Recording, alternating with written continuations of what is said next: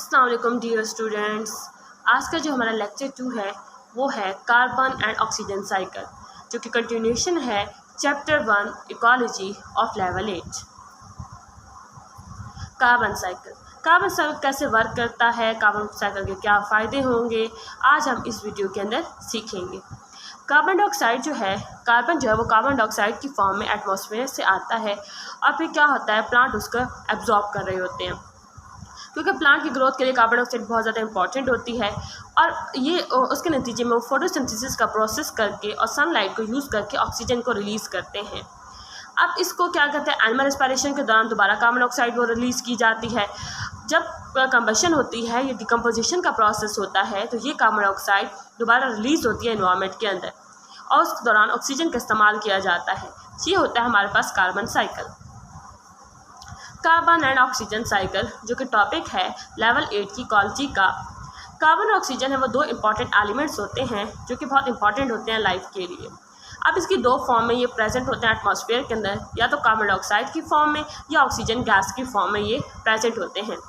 ये जो है ये कंटिन्यूसली क्या है सर्कुलेट करते रहते हैं एनवायरनमेंट के साथ और लिविंग ऑर्गेनिजम्स के साथ एक साइक्लिक वे में, और एक साइकिल की फॉर्म में ये लगातार सर्कुलेट करते रहते हैं।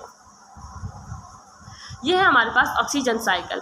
ऑक्सीजन साइकिल के अंदर क्या होता है कि ऑक्सीजन है वो प्लांट रिलीज़ करते हैं, एटमॉस्फेयर से ऑक्सीजन आती है, इसको एनिमल्स यूज़ करते हैं ब्रीथिंग प्रोसेस के दौरान, और जब उनकी डेथ वगैरह होती है तो वो क्या करते हैं, या उनकी डिकम्पोजिशन होती है या रिस्पायरेशन का प्रोसेस करते हैं, तो उस दौरान कार्बन डाइऑक्साइड रिलीज़ हो जाती है जिसको दोबारा प्लांट एब्जॉर्ब करते हैं। जिस तरह ये साइकिल मेंटेन रहता है। अब ये मैकेनिज़्म कैसे होता है कि जब प्लांट क्या करते हैं, अपने फूड को प्रिपेयर करते हैं फोटोसिंथेसिस के ज़रिए, तो ये क्या करते हैं, कार्बन को लेते हैं एटमॉस्फेयर से कार्बन डाइऑक्साइड की फॉर्म में। जितने भी एनिमल्स और प्लांट्स हैं वो रिस्पायर करते हैं, सांस लेते हैं और एनर्जी हासिल करते हैं। इस रिस्पायरेशन के प्रोसेस के दौरान ऑक्सीजन जो है वो एटमॉस्फेयर से ली जाती है और कार्बन डाइऑक्साइड को रिलीज़ किया जाता है दोबारा एटमॉस्फेयर के अंदर। इस तरह का डिकम्पोजिशन का प्रोसेस या कंबशन का प्रोसेस होता है। डिकम्पोजिशन मतलब डेड बॉडीज़ का जो गलना सड़ना, और कंबशन जो है वो हमारे पास जलने के प्रोसेस को कहा जाता है। ऑफ बायोमास क्या होता है, हम कहते हैं जो डेड बॉडीज़ का जो मैटर होता है, जितना भी वो मवाद है, हम उसको कहते हैं। वो ऑक्सीजन को लेते हैं क्योंकि वो एटमॉस्फेयर के अंदर मौजूद होती है इस कंबशन के प्रोसेस के ज़रिए या डिकम्पोजिशन के प्रोसेस के ज़रिए, और दोबारा कार्बन डाइऑक्साइड को रिलीज़ किया जाता है एटमॉस्फेयर के अंदर। इस तरह ये साइकिल मेंटेन रहता है। अब आपकी बुक के अंदर एक क्वेश्चन दिया हुआ है, what is fossils and fossil fuels and how are they important. इसको हम डिस्कस करते हैं। फॉसिल्स क्या होते हैं? फॉसिल्स वो जियोलॉजिकल एल्टर डिमेन्स होते हैं जो कि लिविंग ऑर्गेनिजम्स के होते हैं, वो ज़मीन के अंदर बरीड होते हैं। ये कई अरबों खरबों सालों तक ये ज़मीन के अंदर दफन रहते हैं, जिनको हम कहते हैं फॉसिल्स। ये प्रिजर्व डिमेन्स होती हैं।